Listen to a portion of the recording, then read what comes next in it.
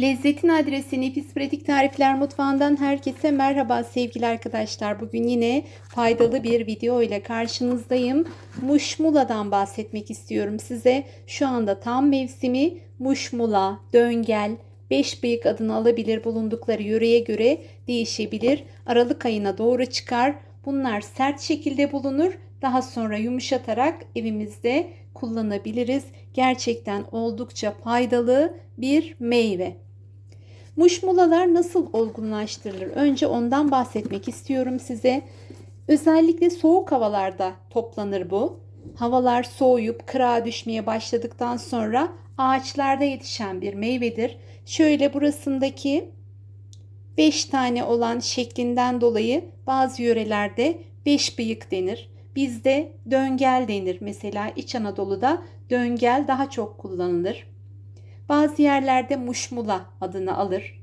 Muşmula diye şakasını da yapabilirler aslında, biliyorsunuzdur sizler de. Muşmula çok değerli bir meyvedir. Rabbime binlerce şükürler olsun, bizim için her şeyi yaratmış. Muşmula düşük kalorili bir meyve olmasıyla dikkat çeker. Dediğim gibi nasıl olgunlaştırıyoruz? Bunları sert olduğu zaman yenmesi zor olur. Ağızda buruk bir tat bırakır. O yüzden ben ne yapıyorum? Yumuşatmak için aralarına şöyle sarı meyvelerden şöyle bir iki tane elma koyuyorum. Ayva koyabilirsiniz, limon koyabilirsiniz. Böyle bir kutu içerisine yerleştiriyorum. Kutu içerisine yerleştirdikten sonra bu aralarını tamamen açıyorum. Soğuk ve serin havada saklıyorum.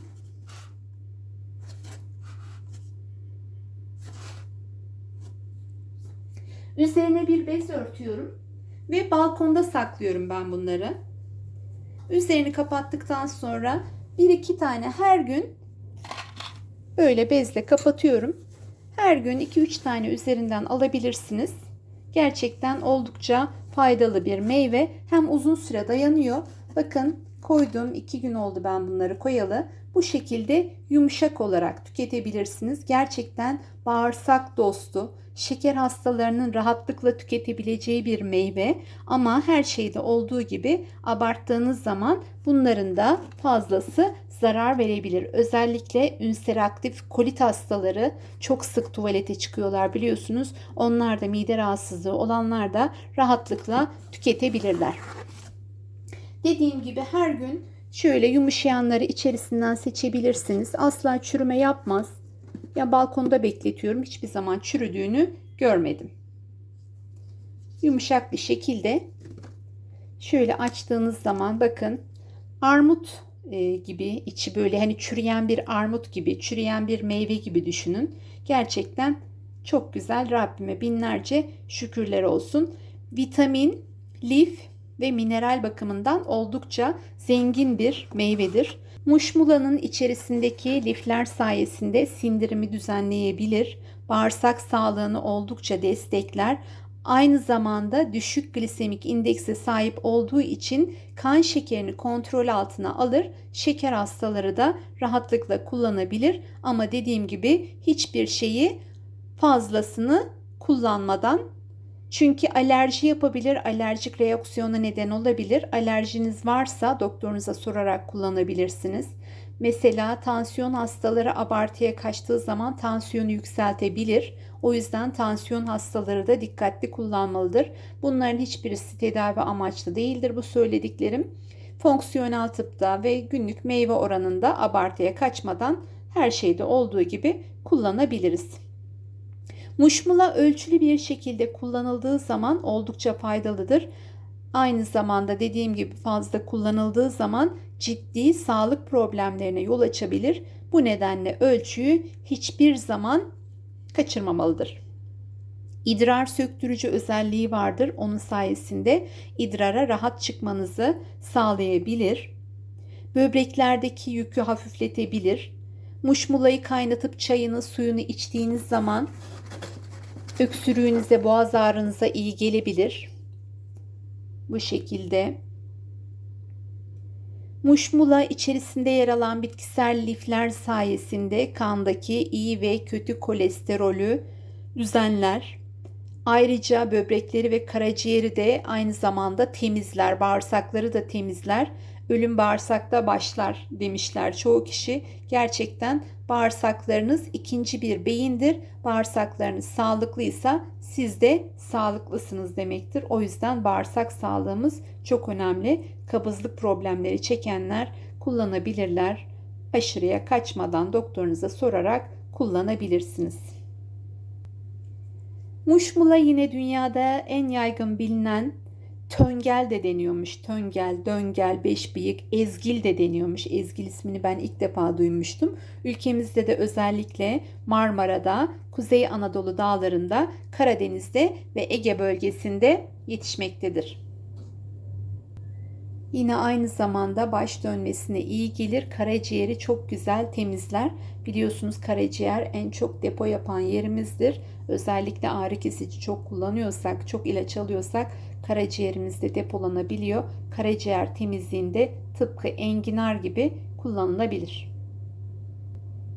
Aynı zamanda muşmulanın çayını yapabilirsiniz. Şöyle suyun içerisine atıp haşladığınız zaman 8-10 dakika yumuşayana kadar pişirdiğiniz zaman, eğer alerjiniz yoksa, halsizliğiniz, bitkinliğiniz varsa, öksürüğünüz, boğaz ağrınız varsa günde 1-2 bardak tüketebilirsiniz. Haftada 2-3 bardak tüketebilirsiniz. Şöyle günde 2-3 tane yemenin de kimseye, eğer alerjiniz yoksa, sağlık probleminiz yoksa kimseye bir zararı olmaz diye düşünüyorum. Bağırsak sağlığını destekler. Mide rahatsızlıklarına iyi gelir. Şimdi hemen çayını yapalım. Şöyle bir 5 dakikadır ben suyun içerisinde beklettim. Bıçak değdirmek istemiyorum. Şöyle küçük bir cezvemin içerisine alıyorum. Çekirdekleriyle birlikte, kökleri, sapıyla birlikte atabilirsiniz. Bu yeterli gelecektir bana. Üzerine su ilavesi yapıyorum.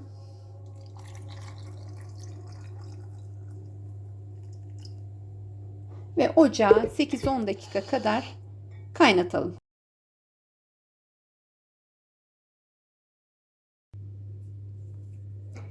Muşmula suyumuz kaynadı güzelce. Gayet de güzel ezildi. Şöyle rens peçimin içerisine alıyorum. Tanelerini de tüketebilirsiniz. Dediğim gibi aşırıya kaçmadan, hiçbir şeye alerjiniz yoksa boğaz ağrısına, öksürüğe de iyi gelmektedir. Çekirdeklerini bile tek başına kaynatıp aynı bu şekilde içebilirsiniz. Ben şöyle 2-3 tane tarçın atıyorum içerisine.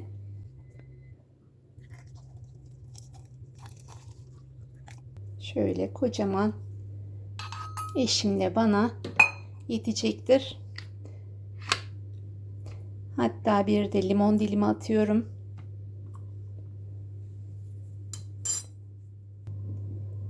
Şöyle bir limon dilimi de buraya atıyorum.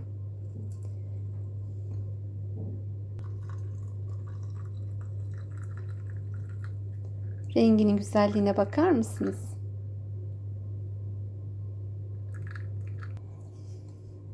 Benim olmazsa olmazım zerdeçalım. Zerdeçal da tek başına biliyorsunuz çok güzel bir antioksidan, kemiklerinize, kemik erimenize iyi gelecek, bağışıklığınızı kuvvetlendirecek, kanser hücrelerini yok edecek. Kurkumin aynı zamanda. Atıyorum. Diğerinin içerisine atmadım ben. Eğer acı olmasını istemezseniz bu şekilde çok az kaşığın ucuyla atabilirsiniz. Ve ılıdıktan sonra, beklediği için ılıdı benim çayım, İçerisine 1 tatlı kaşığı doğal bal karıştırıyorum. İsteğinize bağlı bunların hepsi. Muşmula çayımız hazır. Eğer tariflerimi beğendiyseniz, bilgilerimi beğendiyseniz, faydalı bulduysanız sizin için kanalıma abone olmayı, zili açmayı, sosyal medyada paylaşmayı ve sokak canlarına destek olmayı unutmayın lütfen. Hoşça kalın, mutlu kalın, sağlıklı kalın. Sokak canlarına ve kanalıma abone olmayı unutmayın.